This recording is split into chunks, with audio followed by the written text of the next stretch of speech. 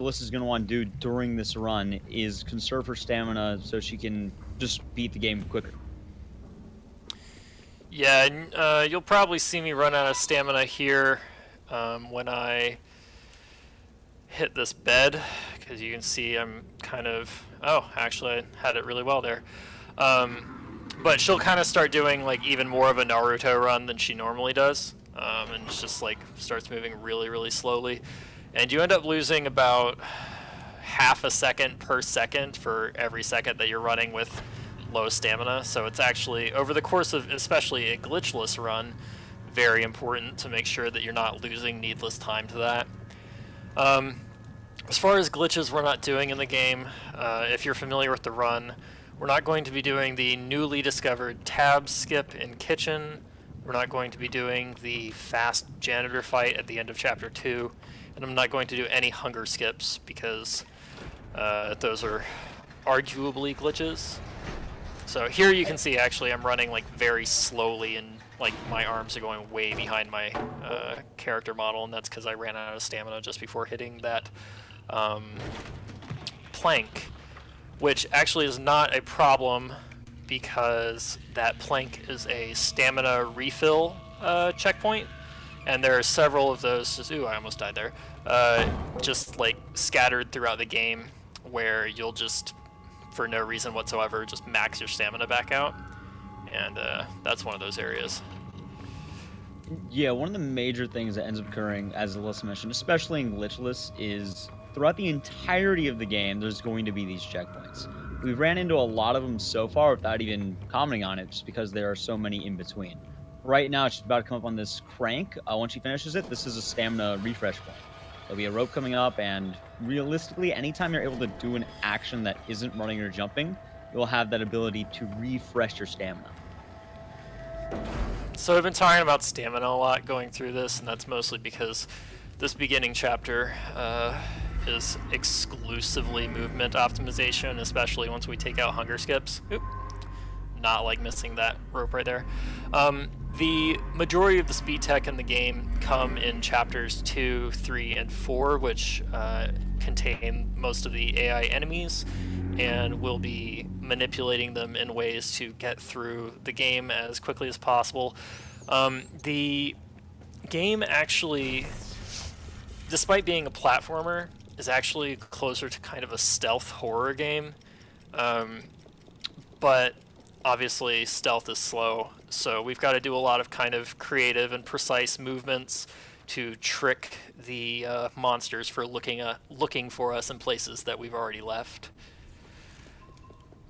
And I know coming up, we're about to meet one of the biggest enemies in the game, and he's called the janitor. It's gonna happen right after this Medusa eye part. Right. We haven't really talked too much about the basics of the game. I'm not too sure if Alyssa's gonna have time for that given the speed strat, but if there's any downtime, we can definitely go over that. Yeah. Generally speaking, you're a character trapped in a floating fortress called the Maw, and for reasons unstated, you're trying to escape. Presumably just because you're a kid trapped in a prison and you don't want to be there. So that's pretty much all the motivation we're given. Here is our first sighting of the giant, long-armed monster, the janitor. He's pretty iconic. Most people who have heard of the game know what he looks like.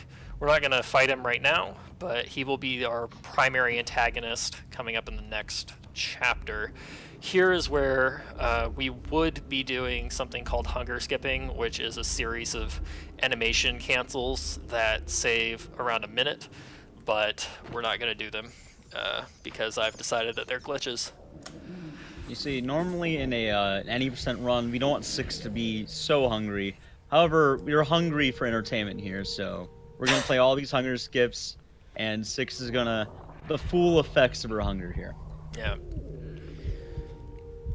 But the major thing is the skips do save a bunch of time over the run, just because there's one of these sections per chapter. And there's about 5 chapters in this game. Right. The hunger skip saves 71 seconds total if you were to do them. Optimizing these sections without hunger skips essentially means knowing where the triggers are for the hungers and trying to jump as far past them as you can, because with each progressive trigger, 6 moves slower. So you want to get like as much distance with the faster moving speed as you can before you hit the next trigger. But it probably only saves maybe 6 to 10 seconds throughout the run, whereas just skipping the hungers altogether saves over a minute. So. Right. Moving up to this section, we have to start taking advantage of the fact that this game is, in fact, 2.5D, and we can run into the background to get past this electrical fence. This swinging box actually causes new players a lot of trouble sometimes because this chain, in my opinion, is coded very poorly. You cannot grab it from the background while the box is down on this level, and then we're going to climb up to a switch and raise the box, and at that point you cannot grab the chain from the foreground. And most people playing the game don't know that and will lose just like tons and tons of time trying to grab the chain and can't figure out why they won't just grab it. The main reason is because the chain is actually made out of rubber, but they don't tell you that. Another thing to consider that Alyssa mentioned is the game is in 2.5D, and yes, we are on a boat. All things considered, if you've ever played this game casually or speedran this game, one of the most common ways of dying is actually just walking off the cliff. There have been amazing runs lost by all players of every skill just by walking off the edge. Yeah, one of the biggest downfalls of this game is just that its depth of field is atrocious.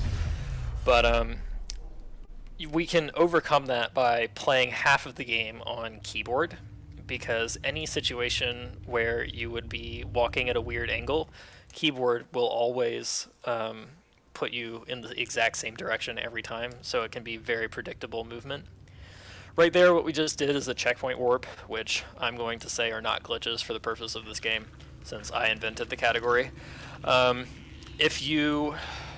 checkpoint there is just poorly placed, and you're supposed to do like a small puzzle and ride a noose down the vent to get down. But if you just drop yourself all the way down, you'll hit the checkpoint before you die, and you can just restart. And the main reason why it's not considered a glitch or a skip really is if you end up dying, you'll still be stuck at the bottom. The game is programmed in that way. So if you jump off the cliff, you'll still end up... Oh, that's not good. We're dead. It's okay. And these are an example of the Medusa eyes. Luckily, they don't really show up too much after this, but that is a bit of a tight jump there. Yeah, the movement there is a little tight, and I messed it up before I even got into the room because I got caught on that door. So it's okay. We'll get past it. Yep. I'll just walk along the back here. So the intended strategy of this room is to use that rolling trash can as a barrier between yourself and between yourself and the eye. But because I could have made it there, because there's room behind the vision of the eye to move, we can run through the room, and if I don't butcher it,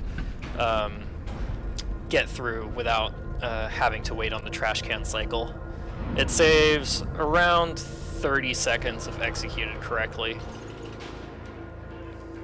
So one of the big things with running this game is that pretty much every skip is very consistent in the amount of time it saves. Like almost every skip saves between 20 and 30 seconds, but every death also costs about 30 to 40 seconds just because of the placement of checkpoints compared to where you're likely to die. So times for this game can be very consistent and predictable between runners. Like I know I'm probably going to get somewhere around a 43, and that accounts for maybe like 4 deaths, and if I get lucky and don't die that many times, then great, and if I die one time more, then I'll probably get a 43-30. So right now we're actually Alyssa's going to do an alternative route to solving this puzzle. You're able actually to jump onto this bookshelf. We missed it the first time, but the second time we should have it just by changing the angle of your jump. Normally you're supposed to pull down the bed, which takes quite a while, but this way is much faster by far because it's right next to the key. You don't have to worry about climbing as much. You don't have to worry about beds. And we get to So see a cool picture of the janitor. we do. That trick is actually not very difficult, but for whatever reason, the last like 2 or 3 days, I've had a really hard time hitting it, despite 700 attempts at this game. But fortunately, it saves so much time that even if you miss it 4 times, you're still saving time over doing it the standard method. These doors are kind of trolly in any percent and in glitchless because they take very long time to open, but if you get lucky and have the padlock fall into the door, then it opens almost instantly, because the game's physics engine is wild and doesn't want padlocks to be inside their doors. And I hope you guys are getting hungry right now, because we're about to hit the second chapter of hunger. Yes, we are, and this time it's really going to catch the better of us. So Yeah, these are the longest ones in the game by far. yeah, And you're going to see Six just, like, crawling over, dying for the lack of eating. yeah. If you're going to learn any hungers in this game, this is where to do it.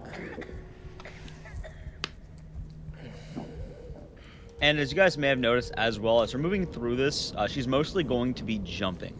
The reason for that is if we just walked, Six would be moving at her, like, hunger pace, which is pretty slow. For some reason, though, it still allows you to jump at a normal pace, and it doesn't kill any stamina. So you can just kind of bunny hop your way to starvation. Oh, that was really nice right there. Normally we get about a tile and a half further back in the hallway by the time we get the hunger, so getting this far forward is really nice. At this point we can't jump anymore. The game locks all of your controls and all you can do is walk very slowly to this meat that is certainly not suspiciously placed in a cage. Right. It's just standard cage meat. I mean, Yeah. anybody would have taken it. All meat grows in cages. And sadly, the cage meat was not free. Cage meat betrayed us. So, as I said, the janitor is the primary antagonist of Chapter 2, and we just got our first glimpse of him in the chapter, and there he is, dragging away a poor, innocent shadow child. Also, I'd like to point out, you can tell Six is the protagonist, because all the shadow children look very sad while Six is in the bright yellow raincoat. That's true. You can tell who's the protagonist of this game. She also has a teapot on her head. She has a very strange sense of style. Well, that's why she's the one getting out of the cage. That's true. So, this part's pretty simple. I mean, the jump can be a little tricky if you haven't practiced it. You have to do, if you're trying to do as quickly as possible, you have to, oh, well, I'm just going to butcher it here. There. Wow. I'm good at this game, guys. Fun fact as There we well, go. it rarely happens, but it has happened to one person in particular twice, one of the other runners of this game. The cage that we hopped on can actually fall over, and that soft locks that part of the game. Yeah, and it's completely RNG. It will rarely happen, but it can. I've, like Igdiza said, I've only ever seen it happen twice. To the same person. It's okay. So this is the first major part of enemy manipulation. We jump to a very specific spot in that hallway, and then jump to the rug because the janitor can't hear us if we're on the rug, and because he heard us so far away from the rug that we jumped onto, he looks for us around the middle of that hallway and doesn't come through the door to try and find us. But if we had just run through that room, like, just casually, even if we sprinted, if we just run through that room without that particular jumping pattern, he would have followed us into that room with the lever and killed us. Fun fact, by the way, if you guys are Amnesia fans, you might recognize this scene. Just imagine much more shoes and a girl with a teacup on her head instead of water and boxes. Yeah, this game, not so much in the main game, but especially in the DLC, is a big fan of kind of hidden swimming monsters just everywhere. It's kind of weird that they included it twice, but I guess it works so well. Also, let's hope you get lucky here. Last time you were in a marathon, the janitor killed you here. Yeah, last time I had Marathon luck. like a glitch that I'd literally never seen before, where the janitor was like waiting for me in the hallway instead of like there he dropped from the ceiling to come chase me, but in that previous one he was actually waiting for me there. It was really strange. It's always the case of marathon luck. Yeah. So here what we're supposed to do is hide in the box in the back right hand corner. But it turns out that if you just hang on this wall and then get off of it, the janitor doesn't find you, and that lets you get out of this elevator a little bit quicker than usual. Funny enough, as well, normally it's supposed to be a really tense moment in the game. The janitor's about to catch you in that box he's kind of reaching for. But since you can just kind of climb on the ladder, the janitor never expects you to go up there. So he's kind of just looking for that gnome, I suppose. Yeah, the gnome is enemy number 1 as far as the janitor is concerned. Alright, so here is actually supposed to be a pretty tense moment because you've got to like work your way up onto that next level, and how are you going to get past him? Well, it turns out that you can just run past him. The janitor never expected this level of stealth. Yeah, this is some serious stealth RPG horror we're doing right here. It's crazy. Although I do want to make a note, the janitor is blind. So He is. I mean, he has amazing hearing, but he is blind. I do want to make that note. Yeah, once again. We do have that slight advantage on him in that we can see through walls in this universe, actually. And with a teacup on your head. Yes, the teacup makes me invincible, actually, to all but death by eye. Alright, so this next section could get a bit weird. I usually wait a bit before these shoes drop, because whenever I try picking up the shoes, they always fall through the ground, at least one of them. Let's see. Oh god, we're dead. So that shoe drop can kind of be the life or death of a run. You usually want it to land right on the carpet, because the carpet's actually the intended counter to the janitor.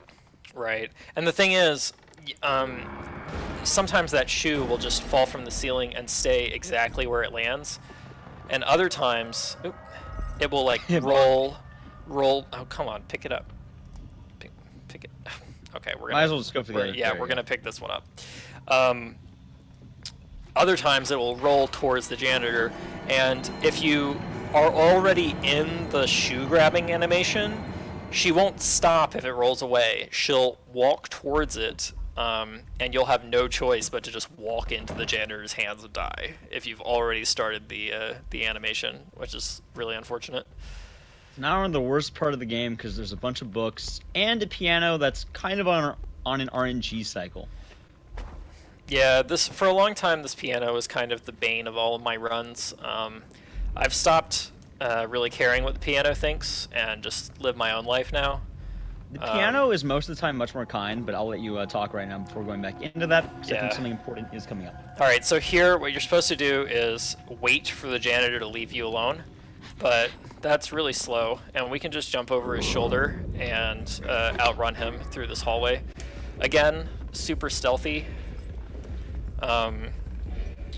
you know, because we're wearing a ghillie suit here, and we have sound-canceling Black Panther shoes. Exactly.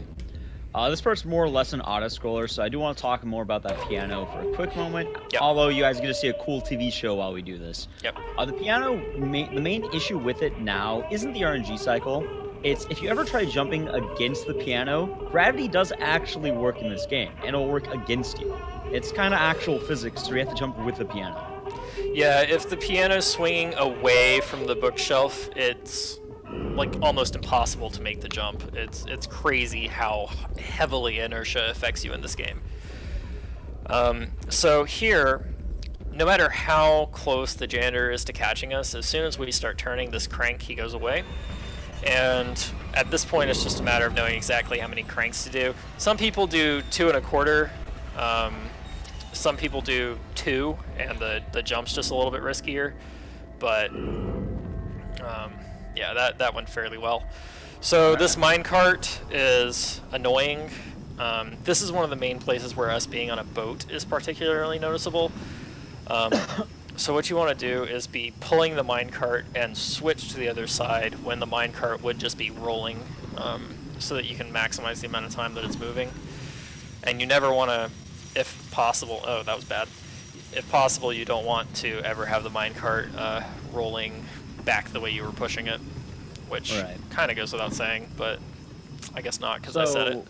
For you guys, since this is a glitchless category, you actually get to see the intense boss fight between Alyssa and the janitor. That's right. Normally, we like going very fast, right? Because this is actually one of the game's only glitches, I would say. Mainly because what this does is it violates one of the mechanics to where normally if an enemy touches you, it is the end. Like, normally it'll be the end of the game. Normally it's a game over. The enemies are very good at killing you if you touch them. So this glitch, we're not going to do it. So you guys can see the actual boss fight that happens. Yep. Normally we would just essentially eliminate the boss's hitbox and be able to just essentially kill him really quickly because he couldn't kill us. But we're not going to do that. And casually, this boss fight's actually one of the hardest ones in the game. Just because you have to get used to the janitor's hands. And as I mentioned, even the slightest touch of any part of the janitor will immediately kill you. Yeah, it's like Titan Souls. Don't touch the bosses. You're almost done. Just have to wait for the next cycle. And say goodbye to the janitor, guys. Bye-bye. So, what the glitch would allow us to do is kill that boss in 0 cycles, but what we just did is called a 2-cycle janitor, which is as fast as we can do without the glitch. So that is also, the I do want to let you guys. place. The janitor is not alive. He is very clearly dead at this point. Oh yeah, we've eliminated him. He is gone. Press F to pay respects. Yep. Pour one out for your janitor friends. So here we are in chapter 3. This is the kitchen. We will be introduced to some new antagonists and some much more in-depth enemy manipulation. Gotta make the hook. We didn't get it. You can actually never make that hook. For some reason, they didn't program that hook to be grabbable. I guess because they didn't expect anyone to run that fast. Yeah, it's really irritating. You can actually hit that hook if you restart from the checkpoint as soon as you spawn, or if you load in from chapter selection, but in the middle of an actual run, it's impossible to grab. We have no idea why. So, as I mentioned, every chapter has hunger, so we're going to have the next round. What do you guys think's on the menu tonight? I think it's something very delicious. I think it's prime rib. That's what I'm thinking. Guessing prime rib, alright. So these hungers are usually the hardest. Whoa, okay, we made it pretty far. Are usually the hardest ones to do. The ones in lair matter the most, but I find that these ones are the hardest. We're not actually doing them, so all we're gonna do is try and jump as close to the rat as we can. So, and then walk very slowly up to grab him. So we're having old classic roadkill here. And as Alyssa mentioned, you usually want to be as close to the rat as possible. There's about 3 stages of rat. You have bad rat, good rat, and medium rat. Yeah. We had a more on the bad medium scale, but occasionally you can get right up next to that rat just for your juicy rat stew. Yeah. You gotta do a pretty big coyote there to not grab the ledge, so that was pretty good. Otherwise you lose like 3 seconds. So, I know right now we're hitting my favorite part of this game, my favorite enemies in the entire game, and we'll wait a bit. We'll let them speak for themselves here. I'm gonna try to not just totally butcher this chapter, but this is probably easily the most inconsistent section of the game. Alright. So, we don't want to stealth past him, we just want to outrun him, because we're cool running kids. Oh goodness. There we go. There are multiple ways to do it, but the general idea is you want him to get that hand under the table so you can get enough distance. I know a lot of newer runners, and me for the longest time, would actually stealth past just so we can make it past. Anyway, this is the most impressive part of the game right here, the rafters. And they are clean. It's always satisfying to watch. Yeah. Also, you guys notice there's a lot of fish around. If the janitor actually catches you, they'll usually shove you into a fish. I don't know why, but that's usually what happens if you're not thrown in the soup. Yeah, the chef's like a child and fish. I guess it's a good combo, but I couldn't tell you.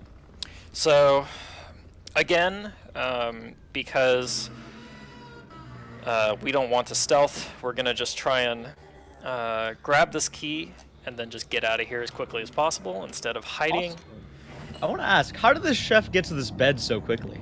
Yeah, crazy. He's a speedrunner too. Yeah, he must have booked it up these stairs. He also had a cool portrait of him in the back. He did. Why would he take 2 pictures of himself? I'm not too sure. Strange. By the way, he's lightning speed for a big man. You thought the janitor was fast? The chef booked it into his bed and had enough time to fall asleep in the amount of time it took us to go through those rafters. Right. Alright, so here is another... This is one of the most precise movements in the game that you have to do. Answer from the chef again.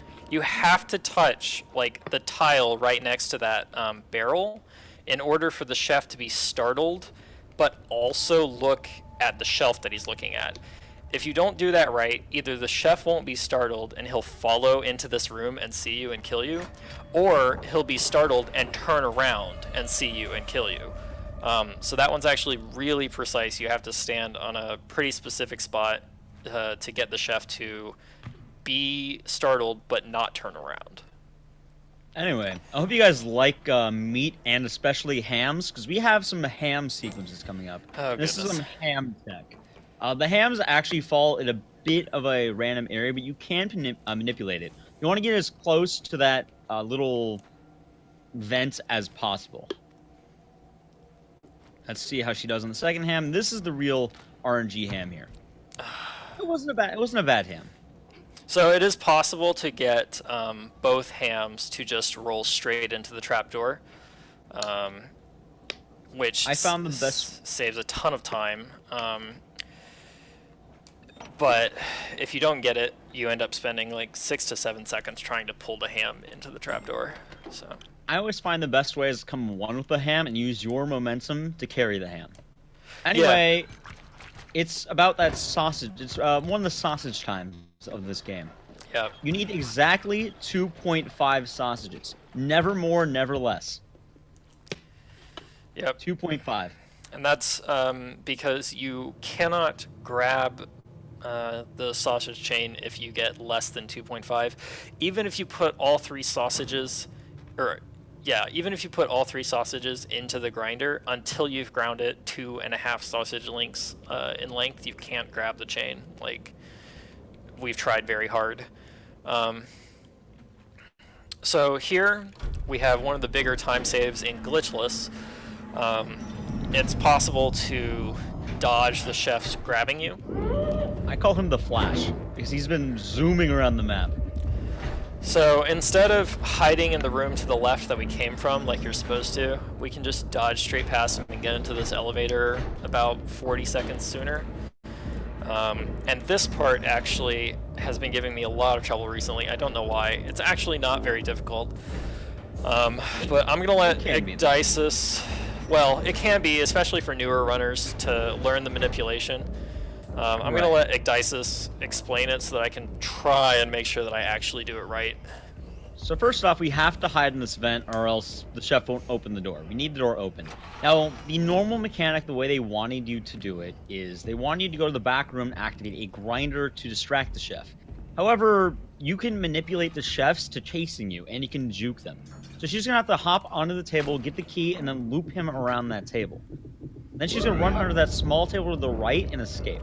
Let's see how she does. All right, this is a good loop. And under the table and out. That's perfect. Yeah, there we go.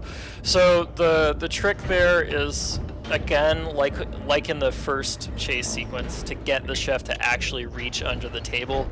Because once they start doing that animation, it buys you a ton of time to get away. And we're still being chased, technically, but, like, honestly, if you get grabbed at this point, like, what are you doing? So this next part's going to be a bit interesting. We're going to have pretty much the end chase sequence of this chapter. Yeah.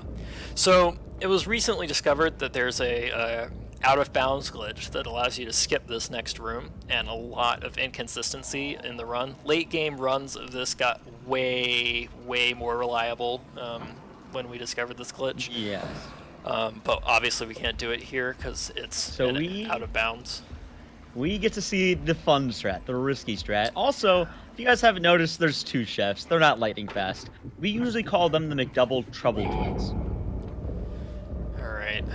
So this is pretty hard. They didn't follow me in. Good. The general idea of what she's trying to do right now is those hooks at the top need to be changed on their movement so we can get into the next room. So we're going to use that stack of plates to climb up, and we're going to see how she does. The chef looks like she might have a chance here. It looks like she de-aggroed, so... Boop-a-doo. So it's possible to get all the way to the table without the chef stopping to chase you, but sometimes if they go a little too far to the left, you're not going to be able to make it, and you've got to kind of wait them out, and you're at the mercy of the chef's AI, which is why the out of bounds made such a big difference, because trying to manipulate one of these guys perfectly is hard, but trying to do two of them perfectly is... That guy just teleported to the door. An exercise in frustration. I don't know if anyone saw it. He just teleported to that door. Did he? Maybe he is the Flash. Maybe he is.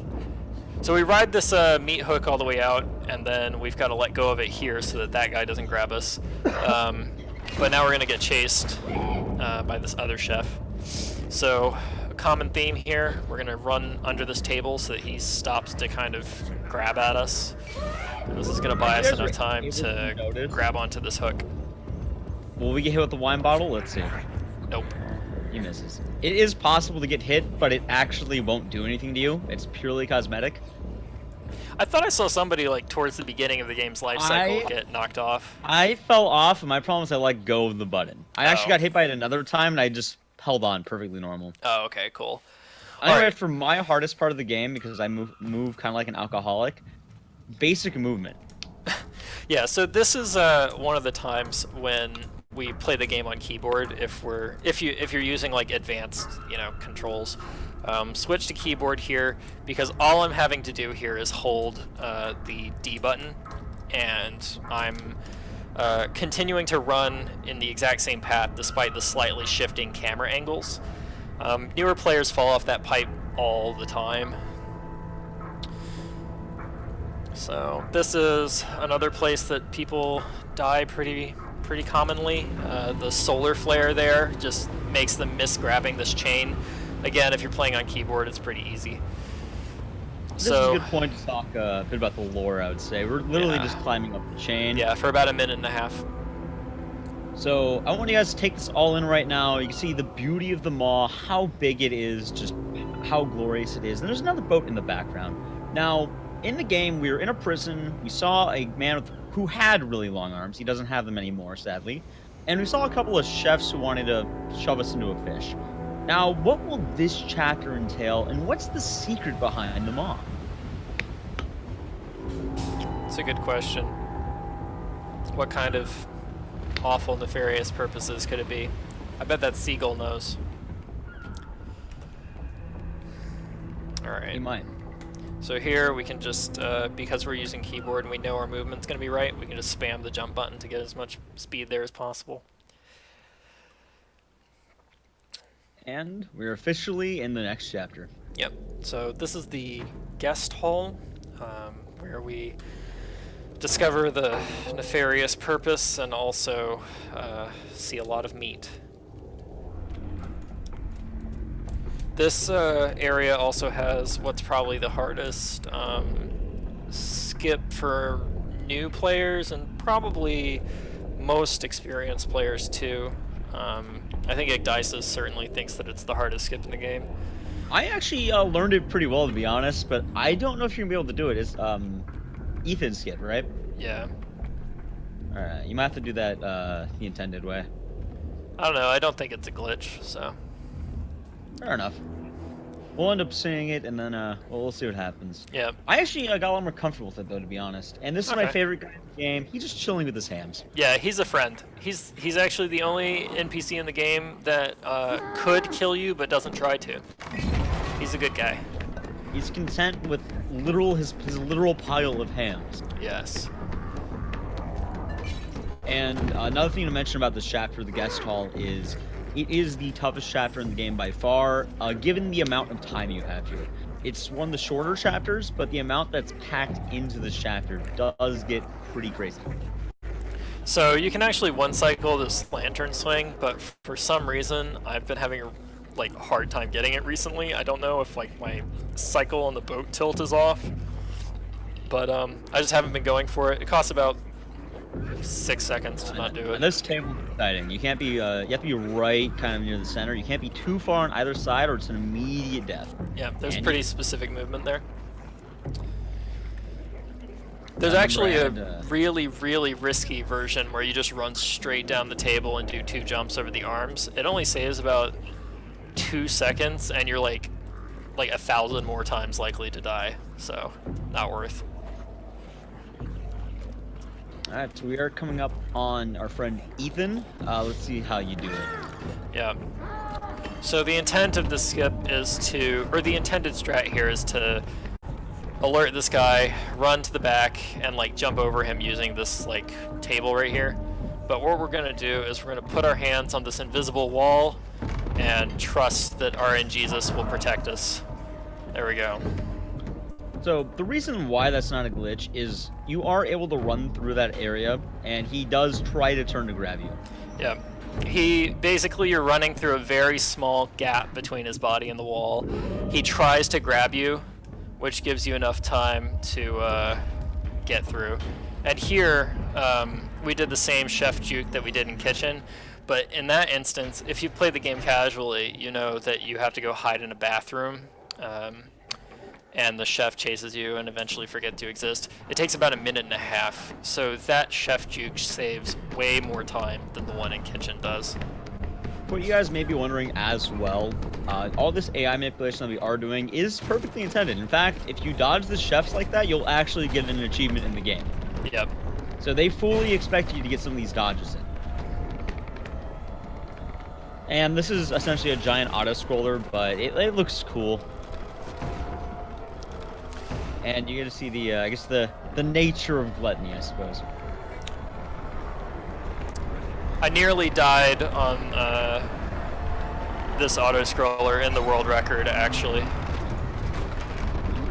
And we're good. And that one person fell off with...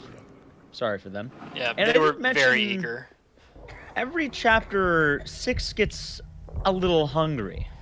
Yeah, so here's our final hunger section of the run. Yeah, but of the run. Yeah. Not of the game, but of the run. Of the run. And guys, I have some amazing news. Since you've made this far into the game, it is actually sausage time. For our efforts and just valiant behavior, this gnome is rewarding us with the sausage. Yeah. It's not 2.5, but it's 1. Yep. What a good sausage. See, look at the sausage that we're eating. Oh no. It's great. It's so kind of that gnome to give us that sausage. But we didn't want it. No. All right. Anyway, so this is a good time to talk about theming, I suppose. Yep. So that's the end. We're going into the final area where we'll confront the lady and tell her what we think about all of these horrors that she's committing in this facility. For the most part, it's going to be running upstairs, so this will be a good time to explain a lot of what's behind the hunger. Now, if you haven't noticed, I've been asking you guys to guess what exactly we're eating in each chapter. It was bread, raw meat, a rat, a gnome. There's a certain theme that this game is trying to capture, and it's as we go through the game, 6 is eating more and more depraved things. With bread being, I guess, pure innocence, and then a gnome who's trying to offer us delicious sausage being pretty depraved. And I got to wonder, what level can we get to next? Anyway, we're going to see some interesting tech right here from Alyssa. The lady is not a person you want to mess with. One thing to consider is all the other enemies in the game can at least be manipulated a bit. The lady does not allow that. The lady has no time for that. What the lady will do is, if she catches you, immediately grabs you. Yeah, she'll turn around and grab you telekinetically and just kill you instantly. No dodging that. So the only thing we can do there is something that we just call sneak pumping, where we somewhat come out of the crouch animation for a split second at a time, which gives us a slight speed boost, and it saves about a second and a half if done absolutely optimally, but it's super risky because if you ever are out of the sneak animation for more than a frame, she'll just turn around and kill you. But in glitchless, you know, it's literally the only thing we can do. Oh, I'm out of stamina. I gotta wait a second. So if you're out of stamina on this section, you'll end up dying just because the lady does not mess around. Any mess ups on the lady, it's immediate death. Yeah, and if you're out of stamina there, you won't outrun her. She'll catch. It'll look like you're going to, and then she'll speed up super fast towards the end and just catch you.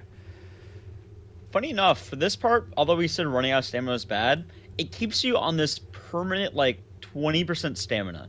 So you'll be able to bunny hop perfectly fine, but trying to run's gonna be pretty slow. But you'll never entirely run out of stamina. It's kind of weird. We actually recently had somebody look at the game code, and we found out that if you're running there out of stamina, you're moving at like 140 speed units, but if you're bunny hopping, you're moving at 143. So it's marginally faster. Also, hope you guys are excited for another engaging boss fight. Oh yeah. It's more or less an auto-scroller. You just use this mirror to show the lady her reflection, and her being terrified of it will kind of just get her away from us. Yeah, the lady always spawns in the same pattern. She shows up behind you, then she shows up behind you again. Then it's bottom left, bottom right, left, and then top left. So, funny enough, for the first two, you could actually manipulate them a bit. I usually do it to get knocked towards the center, but realistically, it's minor time save. Yeah, if anything matters very little. It's like 0.5 at most. Yeah. But we are hitting time soon, if I'm correct. Yes, time will be coming up. We have, so that was the third mirror instance. We have 6 total, and time is on the 6th. So I'll just let you know when that's happening. I have no idea what time it is. I have no timer. I'll let you know. Right now, we're about a 43 right now. All right, and awesome. The actual, like, if you just want a better symbol in terms of if no one wants to count, when the mirror is broken, we will call time. Yes. It's the final meaningful action of the run, but we do have a special treat for you guys, and a special treat for 6. 2, and we're almost done. This is the final one. All right, that's time. All right, let's see. What did we get for time? I think we're about 40, high 43, I think, or yeah, mid 43, 43, 30. That's pretty respectable, considering that I gave up nearly a minute and 40 seconds not doing tab skip or hunger skips. Yeah, that's definitely fine. And as I mentioned, we do have one more final treat for you guys. Yeah. And I think it's about that time. Yeah. So we've been super hungry this whole time. Maybe this will finally sate it. The feast. And also that music. Are you gonna play out the entire ending or no? I think it's too long. I think you can let it walk a bit, just not all the way up, but definitely up the elevator, I'd say. Okay. Yeah. Just I mean, if it was a 43:30, yeah, we've got a little bit. We got like a minute. Yeah, we got a bit of time here. So here, 6 is gonna absorb the powers of the lady, since, you know, she ate her demonic energy to gain her courage. It's kind of like it really takes to heart the phrase, "You are what you eat." That's true. Maybe all the chefs wanted to do was become a 6-year-old girl? Goodness. No, I think 6 is actually 9. Really makes you think. Apparently 6 actually has his name. I learned that today. Yep. Like a first name outside of 6. Oh, really? I had no idea. Yeah, let me look it up again. All right, so here we finally made it. We have ascended to demonhood or godhood or whatever and obtained the powers of evil that inhabit the maw. And we're gonna make it to that door at the end of this hallway. These denizens might try and stop us, but we're done running away, and we're just gonna show them what for. My game might crash. The game has a bad habit of crashing during this cutscene. It's actually not a cutscene. I'm actually walking forward here, but because all you have to do is walk forward and you can't possibly die, we've decided we don't want to include this in the time of the game because it's just an extra minute of the game that really contributes nothing. Yeah, it's about a 3-minute auto-scroller, and even worse, if you get to the credits, you can't restart from checkpoint, so you'd have to close the application and reopen it. Yeah. So we're just more kind of showing what happens if you're a glutton. A 6-year-old girl will come to your house and, I guess, send you this Shadow Realm, I suppose. It's true. I mean, she took a page out of Yu-Gi-Oh! From before this run. See, I'm just wondering, how is she able to eat with the cup on her head? It's actually got a hole in the front. Oh, I never noticed that. Yep. All right, Just so like Cuphead. that's it. We escaped the maw. Everything's great. So that was Little Nightmares, any percent glitchless. Thanks so much for having me, Sloa. Thanks for sticking around and watching, everybody. And I hope you enjoy the rest of the marathon. Yeah, we could definitely use more runners for this game as well. This is pretty good at teaching people about this, so definitely look us up. We should be good. Yeah, check out our Discord. We have a link on speedrun.com. If you have any interest, we're really happy to have you. And the new DLC just came out, so I mean, perfect time. That's true. All right. Anyway, I've been Nick Dices. And I'm AlyssaMintChip, and enjoy the next round.